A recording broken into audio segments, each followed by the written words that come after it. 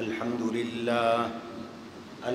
لله وحده والصلاة والسلام على من لا نبي بعده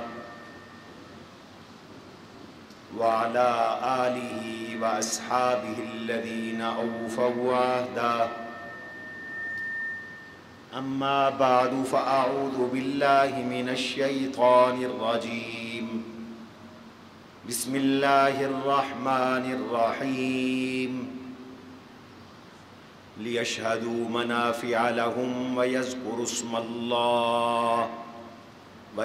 اسم الله في أيام معدودات على ما رزقهم من بهيمة الأنعام.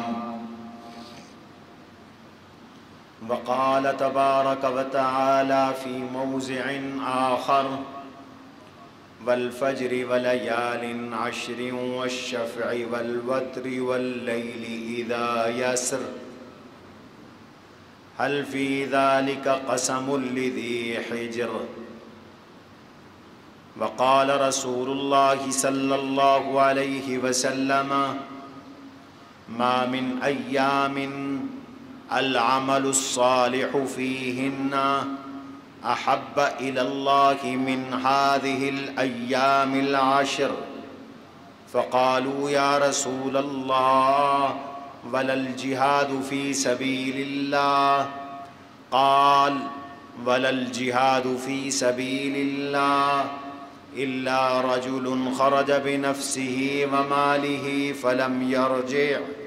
فلم يرجع من ذلك بشيء.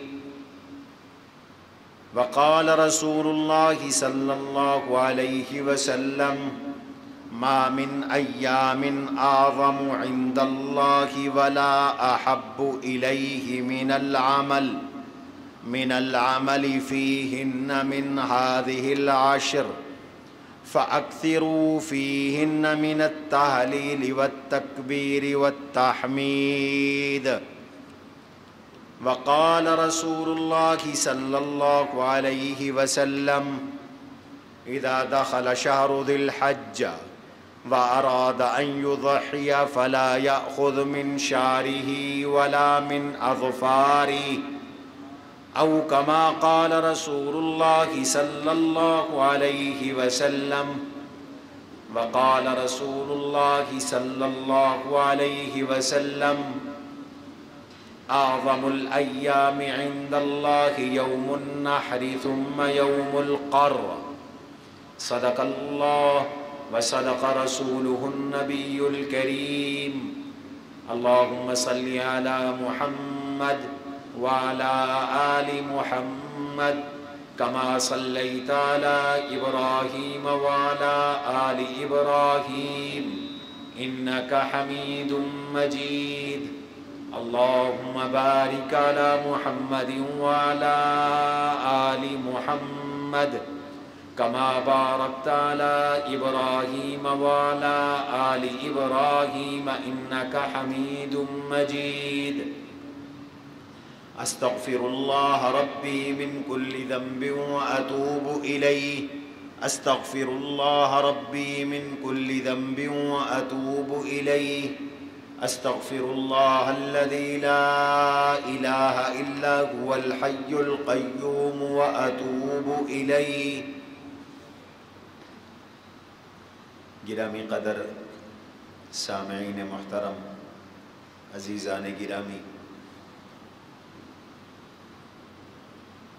آج 29 ذوالقعدہ 1445 ہجری یوم الجمعہ ہے۔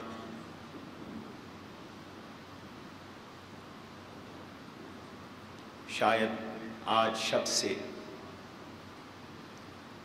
ماہ مقدس ذی الحج کا مہینہ شروع ہونے والا ہے۔ گویا کہ عشرہ ذی الحج کا آغاز ہونے والا ہے۔ میں نے گزشتہ جمعۃ المبارک کی مجلس میں اشہر حرم کے بارے میں کچھ معروضات پیش کی تھیں اور یہ بھی عرض کیا تھا کہ ذی القعدہ اور ذی الحج اشہر حرم بھی ہیں اور اشہر حج بھی ہیں۔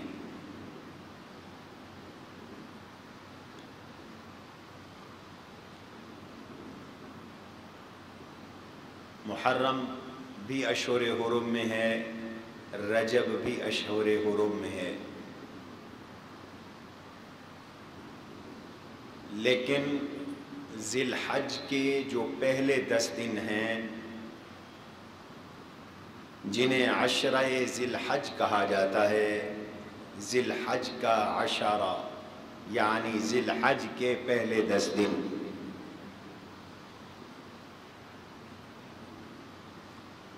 قرآن کریم میں ان 10 دنوں کی عظمت کی طرف اللہ نے اشارہ فرمایا اور رسول اللہ صلی اللہ علیہ وسلم نے ان 10 دنوں کی فضیلت کو بیان فرمایا، اہمیت کو بیان فرمایا، اللہ کے ہاں ذی الحج کے ان 10 دنوں کی محبوبیت کو بیان فرمایا، مقبولیت کو بیان فرمایا، عظمت کو بیان فرمایا۔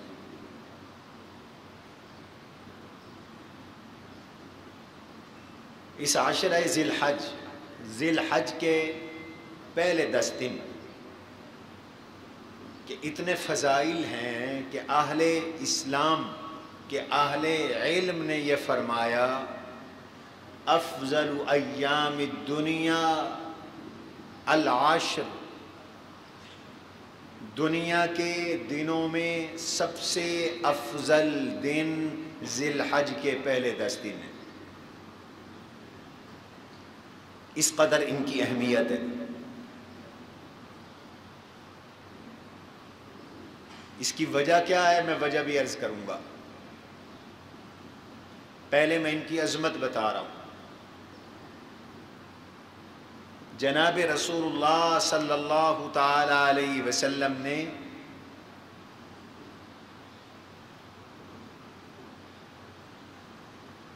انہی ذی الحج کے 10 دنوں میں سے جو 10 ذی الحج ہے، جو عید الاضحیٰ کا دن بنتا ہے، اس کے بارے میں ارشاد فرمایا اعظم الایام عند اللہ یوم النحر، دنیا کے دنوں میں سب سے بڑا دن اللہ کے ہاں 10 ذی الحج کا دن ہے۔ ثم یوم القر، پھر 10 ذی الحج کے بعد والا دن ہے، 11 ذی الحج کا دن ہے۔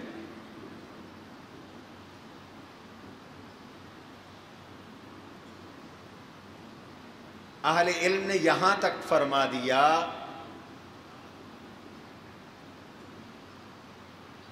کہ ذی الحج کے پہلے 10 دن رمضان کے آخری 10 دنوں سے بھی افضل ہیں۔ ویسے تو رمضان مبارک مہینہ ہے، پھر رمضان میں بالاتفاق رمضان کا آخری عشرہ افضل ہے، اور پھر رمضان کے آخری عشرے سے بھی زیادہ فضیلت والا ذی الحج کے ان 10 دنوں کو قرار دیا گیا۔ لیکن فرمایا کہ دنوں میں تو پورے 3 سال کے 360 ایام میں سے یا 359 ایام میں سے دنوں میں تو ذی الحج کے 10 دن افضل ہیں، لیکن راتوں میں رمضان کے آخری عشرے کی راتیں افضل ہیں۔ اس کی وجہ یہ ہے کہ رمضان کے آخری عشرے کی راتوں میں لیلۃ القدر ہے، اور بالاتفاق راتوں میں سب سے افضل رات لیلۃ القدر ہے۔ اس پر تو نص آ گئی، قرآن آ گیا، اِنَّا أَنزَلْنَاهُ فِي لَيْلَةِ الْقَدْرِ وما ادراک ما لیلۃ القدر لیلۃ القدر خیر من الف شہر، لیلۃ القدر تو 1000 مہینوں سے افضل ہے، اور لیلۃ القدر رمضان کے آخری عشرے کی راتوں میں ہوتی ہے۔ تحروا لیلۃ القدر فی وتر من العشر الاواخر، میرے آقا نے فرمایا لیلۃ القدر کو تلاش کرو رمضان کے آخری 10 دنوں کی راتوں میں۔ لیکن دنوں کے اعتبار سے اہل علم کہتے ہیں کہ ذی الحج کے پہلے 10 دن رمضان کے آخری عشرے کے دنوں سے بھی بڑھ گئے۔ ایک تو قرآن کریم نے ان راتوں کی اور ان دنوں کی قسم اٹھائی، والفجر ولیال عشر والشفع والوتر واللیل اذا یسر۔ اللہ تعالیٰ ان چیزوں کی قسم اٹھاتے ہیں جن کی اہمیت بتانا ہوتی ہے۔ اللہ نے اہمیت بتلائی، فرمایا والفجر، مجھے فجر کی قسم۔ فجر سے مراد یا ہر دن کی فجر ہے یا 10 محرم کی فجر ہے۔ ولیال عشر، مجھے 10 راتوں کی قسم۔ 10 راتوں سے مراد آخری عشرہ ہے، آخری 10 دن اور راتیں، اس لیے کہ شریعت میں دن شروع ہوتا ہے رات سے، جو پچھلی رات ہوتی ہے اس دن، اس شب سے دن شروع ہوتا ہے۔ ابھی آج چاند نظر آ گیا تو 1 ذی الحج کا آغاز مغرب سے ہوگا، تو رات پہلے ہے دن بعد میں ہے۔ تو ولیال عشر، اللہ نے فرمایا میں قسم اٹھاتا ہوں 10 راتوں کی، میں قسم اٹھاتا ہوں آخری عشرے کی، پہلے عشرے کی، رمضان کے پہلے عشرے کی میں قسم اٹھاتا ہوں۔ معلوم ہوتا ہے یہ بڑی فضیلت والا عشرہ ہے۔ والشفع والوتر، میں جفت کی قسم اٹھاتا ہوں، میں طاق کی قسم اٹھاتا ہوں۔ والشفع، میں ان نمازوں کی قسم اٹھاتا ہوں جو جفت رکعتوں والی ہیں، میں ان نمازوں کی قسم اٹھاتا ہوں جو طاق رکعتوں والی ہیں۔ مغرب کی نماز طاق رکعتیں 3 ہیں، وتر 3 ہیں، فجر، ظہر، عصر، عشاء یہ جفت ہیں۔ اشارہ ہو گیا آخری عشرے کی فضیلت کی طرف۔ اور سورہ حج آیت نمبر 28 اللہ نے اشارہ فرمایا اس آخری عشرے میں اللہ کا ذکر کیا کرو، اللہ کو یاد کیا کرو۔ لِيَشْهَدُوا مَنَافِعَ لَهُمْ، حج کے موقع پر اللہ نے تمہارے لیے بڑے نفع رکھے ہیں، حج کے اندر نفع رکھے ہیں۔ اخروی نفع یہ ہے کہ اللہ تمہیں گناہوں سے حج کے ذریعے پاک کر دیتے ہیں، اور اللہ نے دنیاوی نفع رکھے ہیں کہ تم قربانیاں کرتے ہو، اونٹ نحر کرتے ہو، گائے بھینس بکریاں ذبح کرتے ہو، تمہیں اللہ رزق دیتے ہیں۔ علی ما رزقہم من بہیمۃ الانعام، اللہ تمہیں رزق عطا فرمایا کرتے ہیں، تم گوشت کھاتے ہو، تجارت کرتے ہو،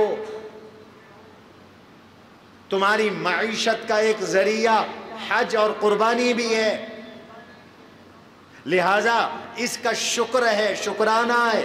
اور وہ شکرانہ کیا ہے؟ وَيَذْكُرُ اسْمَ اللَّهِ فِي أَيَّامٍ مَّعْدُودَاتٍ عَلَى مَا رَزَقَهُم مِّن بَهِيمَةِ الْأَنْعَامِ، اللہ کا ان خاص دنوں میں ذکر کیا کرو۔ کون سے خاص دن؟ ابن عباس فرماتے ہیں یہی ذی الحج کے 10 دن یہ خاص دن ہیں، ان میں اعمال کیا کرو، ان میں سبحان اللہ کہا کرو، الحمدللہ کثرت سے پڑھا کرو، اللہ اکبر پڑھا کرو، لا الہ الا اللہ پڑھا کرو، ان 10 دنوں میں کثرت سے ذکر کرو۔ وَيَذْكُرُ اسْمَ اللَّهِ فِي أَيَّامٍ مَّعْدُودَاتٍ، یہ خاص دن ہیں، فضیلت والے دن ہیں، افضل ایام دنیا ہیں، کائنات کے دنوں میں سب سے بہترین دن ہیں، لہذا ان میں اللہ کا ذکر ادا کیا کرو، ذکر کیا کرو، اور یہ ذکر بھی شکر کے انداز میں کیا کرو کہ اللہ کی تمہیں نعمتیں روحانی بھی ان دنوں میں ملتی ہیں، مادی اور جسمانی بھی ملتی ہیں۔ عَلَى مَا رَزَقَهُم مِّن بَهِيمَةِ الْأَنْعَامِ، اللہ نے تمہیں جانوروں کا رزق عطا کیا، اور ہمارا یہ علاقہ تو جانوروں کا علاقہ ہے۔ ان دنوں میں ابھی قربانی ہوگی، لاکھوں جانور ذبح ہوں گے، اللہ کی مہمانی ہوگی۔ لا تصوموا في هذه الأيام فإنها أيام أكل وشرب وذكر الله، عید کے ان دنوں میں روزہ بھی نہ رکھا کرو، عید کے دنوں میں پہلے رکھنا ہے، میں آگے عرض کروں گا، اس لیے کہ عید کے یہ دن ایام تشریق، کھانے پینے اللہ کے ذکر کے دن ہیں۔ اللہ نے تمہیں جانوروں سے رزق دیا، اور جانور بیچتے ہو، منافع کماتے ہو۔ دیہاتوں میں غریب سے غریب آدمی بھی 1-2 بکرے پال لیتا ہے، 1-2 کٹے پال لیتا ہے، 1-2 بچڑے پال لیتا ہے، اور انہیں رزق مل جاتا ہے، روزیاں مل جاتی ہیں۔ اور بعض لوگوں کے تو وسیع پیمانے پر بزنس ہے، کاروبار ہے، فرمایا اللہ تمہیں ان دنوں میں رزق بھی دے رہی ہیں، اس کا بھی شکر بنتا ہے کہ ان 10 دنوں میں کثرت سے اللہ کا ذکر کیا کرو۔ تو قرآن میں ذکر آ گیا، اور ایک حدیث عبداللہ ابن عباس رضی اللہ عنہما کی بخاری اور ترمذی میں ہے، ایک حدیث عبداللہ ابن عمر رضی اللہ عنہما کی مسند امام احمد میں ہے۔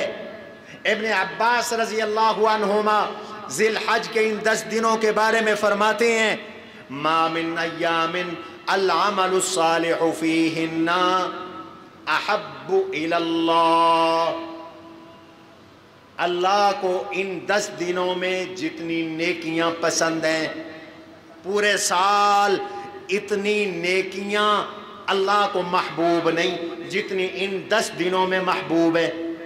ما من ایام العمل الصالح فیہن احب الی اللہ من هذه الایام العشر، اس لیے اس عشرے میں کثرت سے نیکیاں کرو، اللہ کو ان دنوں میں نیکیاں بہت پیاری ہیں، سب اعمال سے اللہ کو ان 10 دنوں کے اعمال زیادہ پیارے ہیں، حتیٰ کہ ایک صحابی نے سوال کر دیا، فقالوا یا رسول اللہ ولا الجہاد فی سبیل اللہ، ایک آدمی ان 10 دنوں سے آگے پیچھے جہاد کرتا ہے تو ان دنوں کی نمازوں کا ثواب، روزوں کا ثواب، ذکر اللہ کا ثواب، تلاوت قرآن کا ثواب، صدقے کا ثواب، توبہ کا ثواب، استغفار کا ثواب، ان دنوں کے اندر صلہ رحمی کا ثواب، والدین کی فرما برداری کا ثواب، ان دنوں کے اندر نیک اعمال کا ثواب جہاد سے بھی افضل ہے۔ تو میرے نبی نے فرمایا ہاں یہ دن اللہ کے چنے ہوئے ہیں، پسندیدہ ہیں، مختار ہیں، محبوب ہیں، افضل ہیں، ان دنوں میں چھوٹے سے عمل کا ثواب بھی بڑھ جاتا ہے، جہاد سے بھی بڑھ جاتا ہے۔ ہاں وہ مجاہد جس نے اس طرح جہاد کیا کہ الا رجل خرج بنفسه وماله فلم يرجع من ذلك بشيء، ایک وہ مجاہد ہے جو جان اور مال لے کر جہاد کے لیے گیا، جان بھی اس کی چلی گئی، شہید ہو گیا، مال بھی اس کا اللہ کے راستے میں قبول ہو گیا، فرمایا اس کا درجہ ثواب تو زیادہ ہے، اس عمل کا اجر تو زیادہ ہے، ورنہ اس سے نیچے کا جو جہاد ہے اس جہاد سے بھی ذی الحج کے ان 10 دنوں کے اعمال کا ثواب زیادہ ہے۔ اتنی بڑی فضیلت ہے۔ اور عبداللہ ابن عمر رضی اللہ عنہما کی روایت مسند احمد میں موجود ہے، ما من ایام اعظم عند اللہ ولا احب الی، پورے سال میں سب سے بڑے دن، یہ سب سے بڑے دن ہے اللہ کے ہاں، پورے سال میں سب سے پیارے دن، سب سے بڑے دن بھی یہ 10 دن، عید بھی بڑی عید کہلاتی ہے۔ بڑی عید کیوں کہتے ہیں اس کو؟ کہ دن بڑا ہے۔ ان 10 دنوں میں پھر سب سے افضل دن عید کا دن، یوم النحر کا دن ہے۔ حضور نے صاف فرما دیا، اعظم الایام عند اللہ یوم النحر ثم یوم القر، بڑا دن عید الاضحیٰ کا دن ہے، یہ سب سے بڑا دن ہے۔ اور یہ 10 دن پورے میرے آقا فرما رہے ہیں اعظم عند اللہ ولا احب الیہ، سب سے بڑے دن، اللہ کو سب سے پیارے دن، کس لحاظ سے پیارے ہیں؟ من العمل فیہن من ہذہ العشر، عمل کے لحاظ سے سب سے پیارے دن ہیں، اعمال کرو، خاص طور پر اللہ کا ذکر کرو، فَأَكْثِرُوا فِيهِنَّ مِنَ التَّهْلِيلِ وَالتَّكْبِيرِ وَالتَّحْمِيدِ، فَأَكْثِرُوا فِيهِنَّ، ان 10 دنوں میں بطور خاص بہت زیادہ پڑھا کرو لا الہ الا اللہ، بہت زیادہ پڑھا کرو اللہ اکبر، بہت زیادہ پڑھا کرو الحمدللہ۔ یہ حضور کا ارشاد ہو۔ روزے رکھو ان دنوں میں، 4 لم یکن یدعہن النبی صلی اللہ علیہ وسلم، بابو 4 روزے حضور کبھی نہیں چھوڑتے تھے، نفلی روزوں میں 4 روزے آپ کبھی نہیں چھوڑتے تھے، ہمیشہ آپ یہ نفلی 4 قسم کے روزے رکھا کرتے تھے۔ ابو داود کی روایت ہے، 4 لم یکن یدعہن النبی صلی اللہ علیہ وسلم، صیام عاشوراء، 10 محرم کا روزہ حضور رکھتے تھے، کبھی نہیں چھوڑتے تھے، بلکہ حکم دیا یہودی 10 کا رکھتے ہیں، تم 9 کا بھی رکھو، 10 کا بھی رکھو۔ والعاشر، 10 ذی الحج میں سے پہلے 9 دن کے روزے حضور نہیں چھوڑا کرتے تھے، پہلے 9 دن روزے رکھو۔ اور خاص طور پر 9 ذی الحج کا روزہ، اللہ کے نبی علیہ السلام سے پوچھا گیا صحیح یہ عرفہ کا روزہ، 9 ذی الحج کو یوم العرفہ کہتے ہیں، یاد رکھو، طالب علم بھی موجود ہیں۔ 8 ذی الحجہ یوم الترویہ ہے، 9 ذی الحج یوم العرفہ ہے، 10 ذی الحج یوم النحر ہے، 11 ذی الحج یوم القر ہے۔ یہ شریعت کی اصطلاحات ہے، انہیں یاد رکھنا چاہیے۔ یوم العرفہ کا روزہ میرے نبی نے فرمایا احتسب علی اللہ ان یکفر سیئات سنۃ قبلہا وسنۃ بعدہا، مجھے اللہ سے امید ہے جو 9 ذی الحج کا روزہ رکھے گا اللہ 1 سال پہلے کے گناہ معاف کر دیں گے، 1 سال بعد کے صغیرہ گناہ معاف کر دیں گے۔ حضور نے یہ روزے نہیں چھوڑے۔ 4 لم یکن یدعہن النبی صلی اللہ علیہ وسلم یوم عاشوراء والعاشر، اور تیسری چیز وثلاثۃ ایام فی کل شہر، میرے نبی ہر مہینے میں 3 روزے رکھتے تھے جن کو ایام 20 کے روزے کہتے ہیں، چاندنی راتوں کی، جب چاندنی راتیں ہوتی ہیں ان راتوں کے روزے، ان راتوں کے ساتھ آنے والے دنوں کے روزے اللہ کے نبی علیہ السلام کبھی نہیں چھوڑتے تھے۔ ایام 20 13, 14, 15 آپ صلی اللہ علیہ وسلم یہ روزے بھی کبھی نہیں چھوڑتے تھے. اور چوتھا فرمایا والرکعتین قبل الغدات. چوتھی چیز جس کو حضور نے کبھی نہیں چھوڑا، فجر سے پہلے کی 2 رکعتیں، فجر سے پہلے کی 2 سنتیں میرے نبی نے کبھی نہیں چھوڑی. یہ سب سنتوں میں اوقد سنتیں ہیں، فجر کی سنتیں.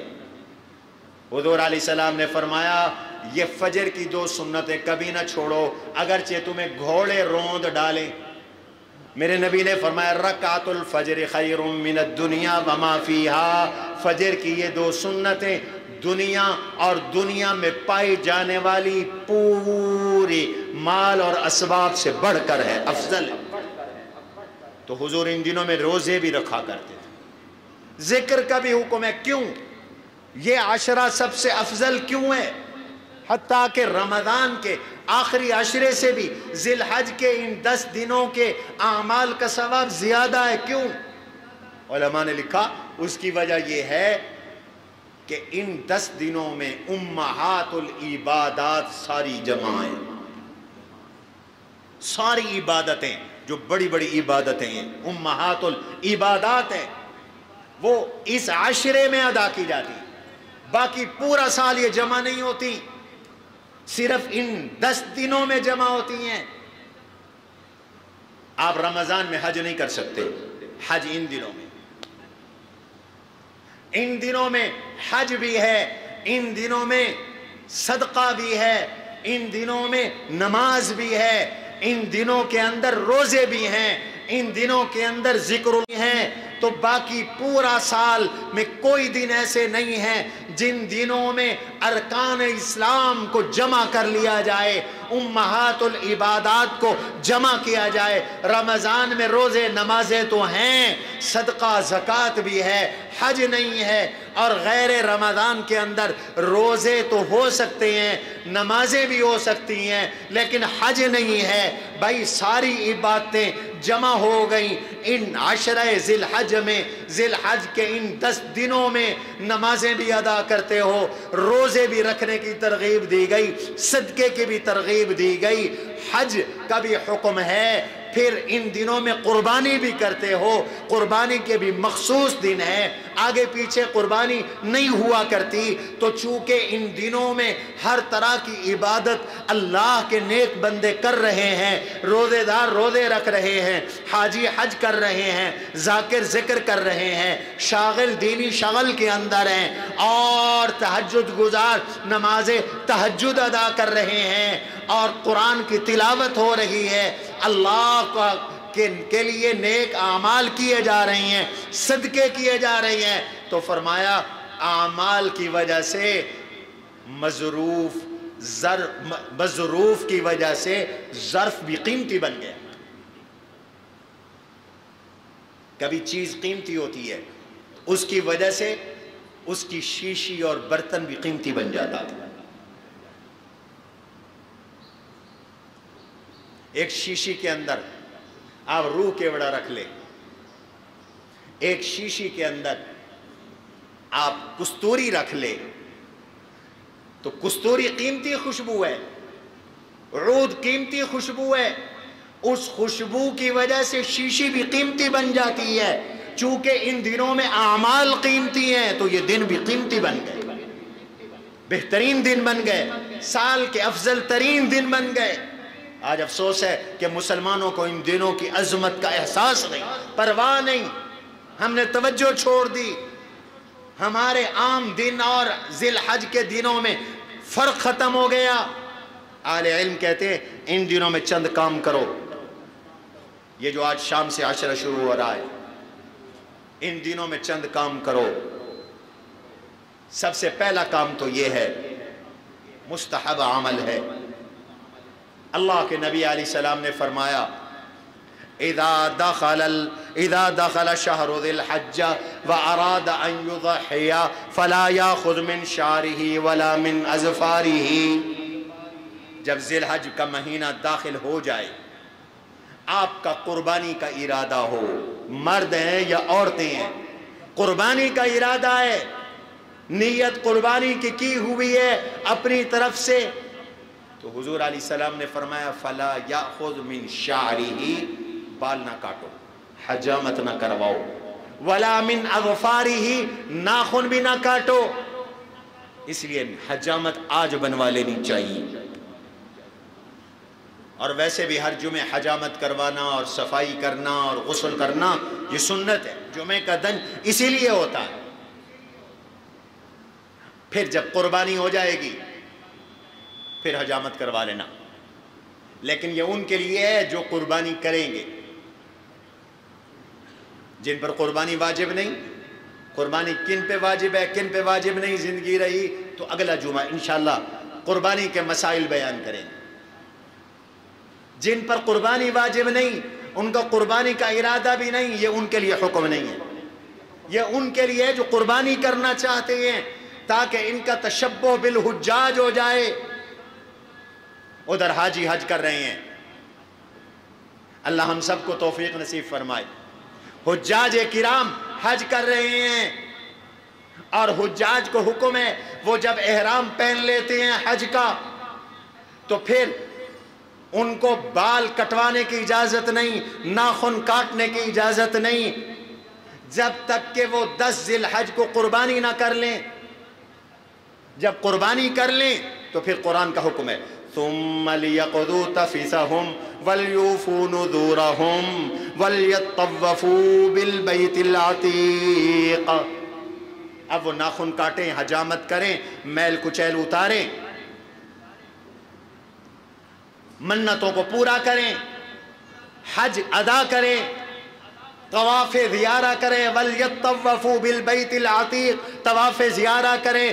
تو حاجی قربانی کے بعد حجامت کرواتا ہے تو مجھے آپ کو حکم دیا گیا کہ تم بھی حاجیوں جیسی شکل بنا لو، ان کی برکت سے اللہ، ان کی دعاؤں سے اللہ تمہیں بھی حج والی بخشش عطا فرما دیں گے، حج والے انعام عطا فرما دیں گے۔ لہذا جن کی قربانی کا ارادہ ہے وہ حجامت آج کروا لیں۔ دوسرا حکم، ذی الحج کے ان 10 دنوں میں توبہ کرو، اللہ سے گناہوں کی معافی مانگو۔ توبہ کا حکم ہے ان دنوں کے اندر، یہ بڑے دن ہیں، یہ اللہ کے محبوب دن ہیں، دنیا کے دنوں میں بڑے دن ہیں، افضل دن ہیں، پیارے دن ہیں، لہذا ان دنوں میں اللہ سے توبہ کرو، استغفار کرو، گناہوں کی معافی مانگو۔ اس کی رحمت جوش میں ہے، وہ معاف بھی کر دے گا، وہ توبہ قبول بھی کر لے گا۔ تم اس سے توبہ کرو گے وہ تمہیں معاف کر کے پورے سال کے لیے نواز دے گا۔ توبوا الی اللہ جمیعا ایھا المؤمنون لعلکم تفلحون۔ کامیابی چاہتے ہو تو توبہ کرو، ایمان والو سارے کے سارے توبہ کرو۔ آج گناہوں نے ہمیں جلا کے رکھا ہوا ہے، ہماری دنیا برباد، ہماری معیشت برباد، ہمارے گھرانے برباد، ہماری آخرت برباد کر دی ان گناہوں نے۔ اور گناہوں کو گرانے کے لیے اور گناہوں کو جلانے کے لیے اللہ نے آپ کو بڑا نسخہ دیا ہے اور وہ ہے توبہ کا۔ توبہ کا، یا ایھا الذین آمنوا توبوا الی اللہ توبۃ نصوحا۔ ایمان والو سچی توبہ کرو، اللہ سے پکی توبہ کرو، سچی توبہ کرو۔ ان دنوں میں استغفار کا اہتمام کرو، کثرت کے ساتھ پڑھو استغفر اللہ ربی من کل ذنب واتوب الیہ، کل بنی آدم خطاء وخیر الخطائین التوابون۔ ہر انسان گناہگار ہے لیکن گناہگاروں میں اللہ کو پیارا گناہگار وہ لگتا ہے جو توبہ کرنے والا ہو، استغفار کرنے والا ہو، اللہ سے معافی مانگنے والا ہو، اعتراف جرم کرنے والا ہو، اعتراف جرم کر کے ندامت کے آنسو بہا کر اللہ سے وعدہ کر رہا ہو آئندہ یہ گناہ نہیں کروں گا، یا اللہ پچھلے میرے گناہ معاف کر دے۔ دوسرا حکم ہے ذی الحج کے اس عشرے کے اندر جو حج کر سکتے ہو حج کرو۔ میں حج کے فضائل بتا چکا ہوں، ایمان اور جہاد کے بعد سب سے افضل عمل حضور نے حج کو قرار دیا، فرمایا جس نے حج کیا اور آداب کے ساتھ حج کیا، اس کے گناہ ایسے دھل گئے جیسے آج وہ ماں کے پیٹ سے باہر آیا ہے۔ تیسرا حکم جو ہم سب کے لیے ہے، ان دنوں میں فرائض اور واجبات کی پابندی کرو۔ نوافل کا درجہ بعد میں ہے، پہلے تو جو قرض دینا ہے وہ قرض ادا کرو۔ فرض اللہ کا قرض ہے، واجبات اللہ کا قرض ہیں، سنن اللہ کے نبی کا قرض ہے۔ سنن حضور نے ہمیں دی ہیں، فرائض ہمیں اللہ نے دی ہیں، اور سب سے زیادہ اللہ کا قرب ملتا ہے فرائض کی ادائیگی میں۔ فرض ادا کرو، نمازوں کا اہتمام کرو،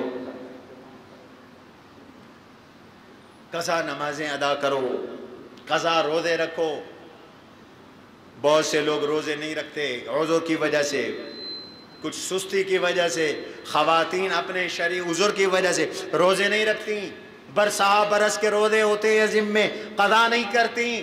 اللہ کو راضی رکھنا ہے تو فرائض پر مواظبت کرو۔ حدیث قدسی ہے، ما تقرب الی عبد بشیء احب الی مما افترضتہ،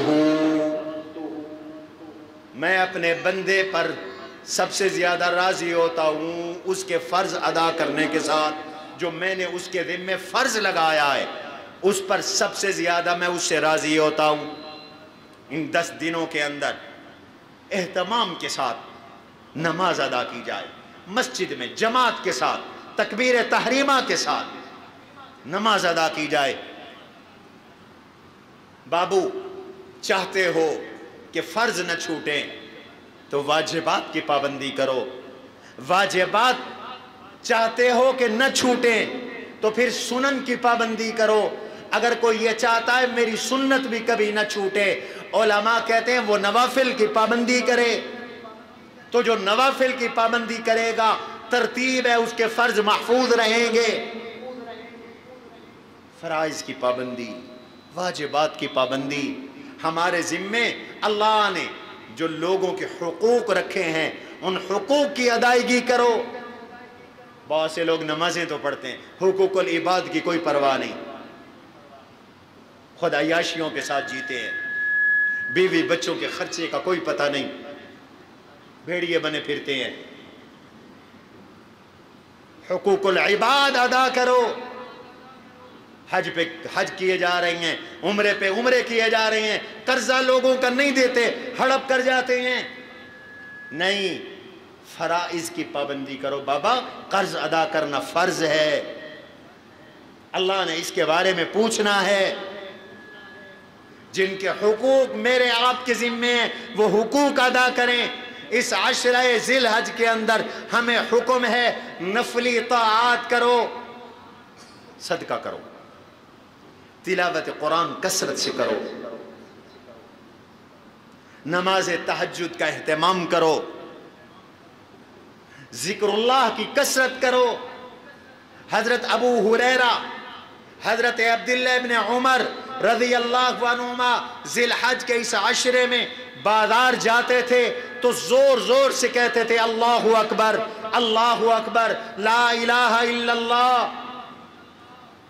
حضور کا حکم ہے فَأَكْثِرُوا فِيهِنَّ مِنَ التَّحْلِيلِ، کثرت کے ساتھ لا الہ الا اللہ پڑھو، وَالتَّحْمِيدِ وَالتَّكْبِيرِ، کثرت کے ساتھ الحمدللہ پڑھو، کثرت کے ساتھ اللہ اکبر پڑھو۔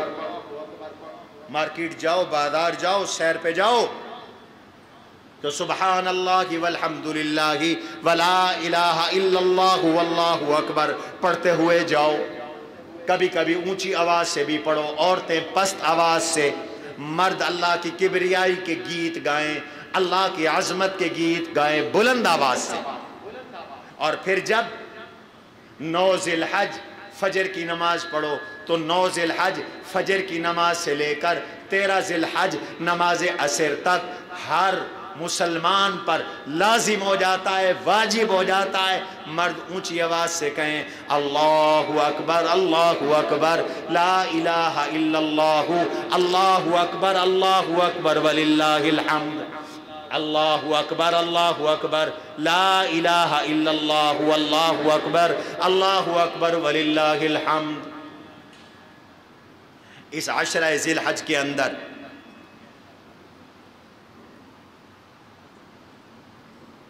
فرمایا کہ پچھلے جمعے بھی میں نے عرض کیا تھا گناہوں سے بچو۔ اللہ نے فرمایا گناہ کر کے ظلم نہ کرو اپنے اوپر، فَلَا تَظْلِمُوا فِيهِنَّ أَنفُسَكُمْ، ان دنوں میں اپنے اوپر ظلم نہ کرو، گناہ کر کے ظلم نہ کرو۔ اور حجاج کے لیے بطور خاص حکم ہے، حجاج کے بارے میں مَن يُرِدْ فِيهِ بِإِلْحَادٍ، فرمایا مکہ مکرمہ میں رہ کر بے دینی والا کام نہ کرنا، گناہ والا کام نہ کرنا، ورنہ اللہ کی پکڑ آئے گی، اللہ کی پکڑ میں آؤ گے۔ چنانچہ روایات میں آتا ہے جیسے مکہ مکرمہ میں ایک عمل کا اجر بڑھ جاتا ہے، ایسے گناہ کی پکڑ بھی بڑھ جاتی ہے۔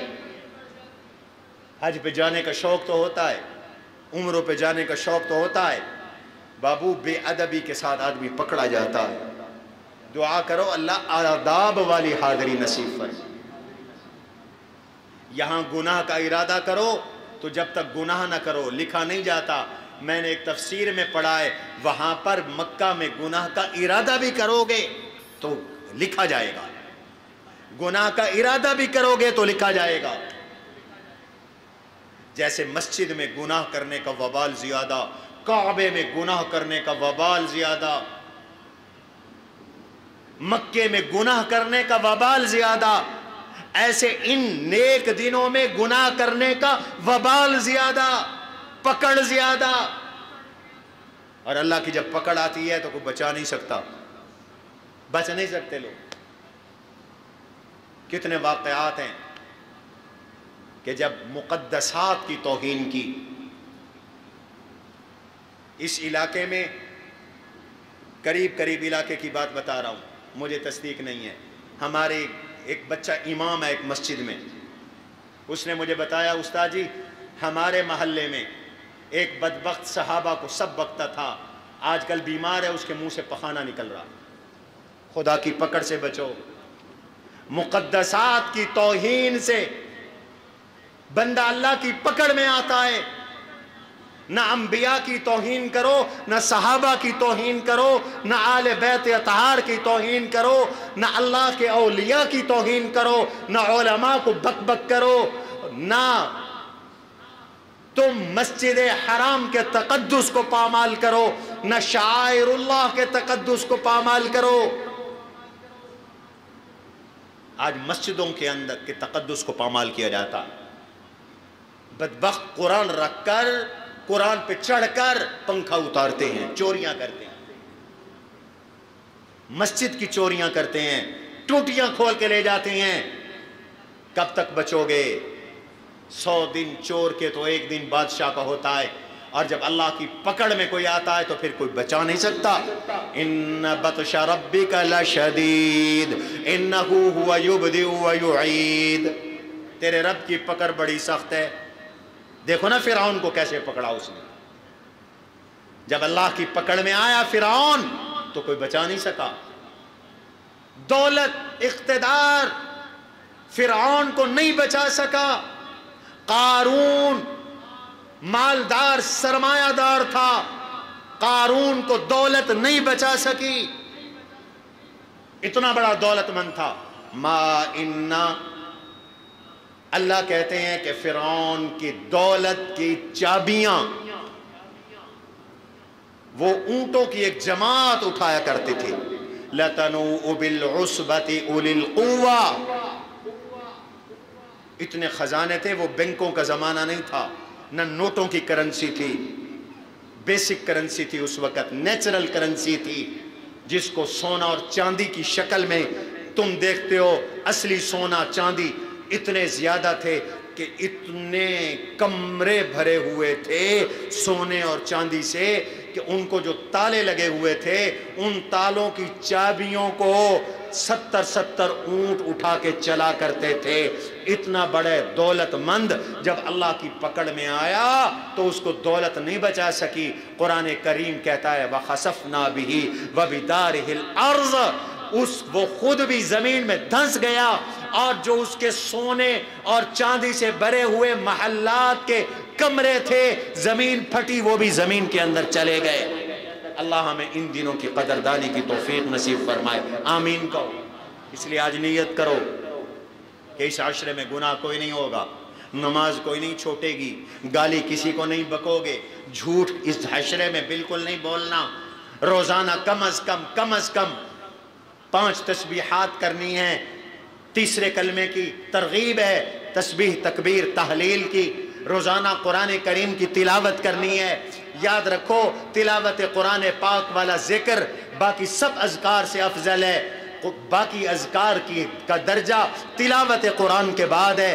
سب سے افضل ذکر اللہ کے قرآن کی تلاوت ہے، یہ اللہ کا ذکر ہے۔ تلاوت قرآن کا اہتمام کرو، روزانہ کرو، تھوڑا بھی کرو لیکن کرو روزانہ۔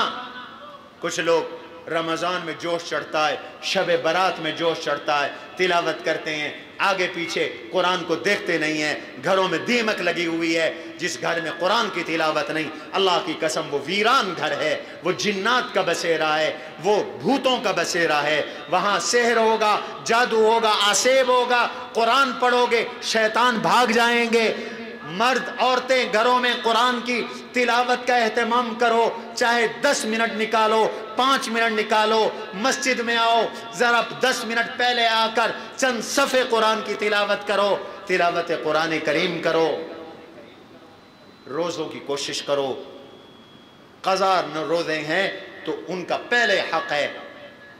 نماز تہجد کا اہتمام کرو اور اللہ سے قربانی کی توفیق مانگو۔ قربانی بڑی عبادت ہے، اللہ اس سے بڑے راضی ہوتے ہیں۔ اگلے جمعے انشاءاللہ زندگی رہی اور میں یہاں ہوا تو قربانی پہ عرض کروں گا۔ اللہ تعالی ہم سب کو ان نیک اعمال کی توفیق نصیب فرمائے۔